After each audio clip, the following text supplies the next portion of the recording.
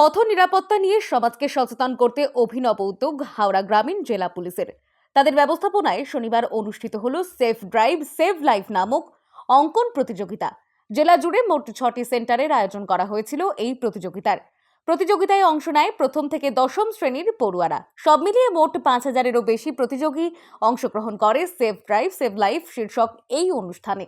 6টি সেন্টারের মধ্যে উলুবেড়িয়া কলেজে অনুষ্ঠানের উদ্বোধন করেন মাননীয় জনস্বাস্থ্য কারিগরি ও পূর্তমন্ত্রী পুলক রায়, জেলা শাসক পি দিতিপ্রিয়া এবং হাওড়া গ্রামীণ জেলা পুলিশ সুপার সুবিমল পাল। তবে বিশেষভাবে নজর কাড়ে উদয়নারায়ণপুরের মাধবীলতা কলেজের সেন্টারটি। অধিক সংখ্যক ছাত্রছাত্রীর অংশগ্রহণে রীতিমতো উৎসবের আবহ তৈরি হয় এই সেন্টারে।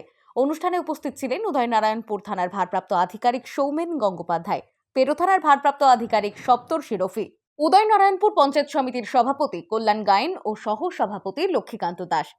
এছাড়াও Uluberia college, Bagnan college, PN Manna high school, Shyampur high school এবং রামসদাই কলেজে প্রতিযোগিতার অংশগ্রহণ সত্যিই মুগ্ধ করেছে উদ্যোক্তাদের। Bureau report, social 24।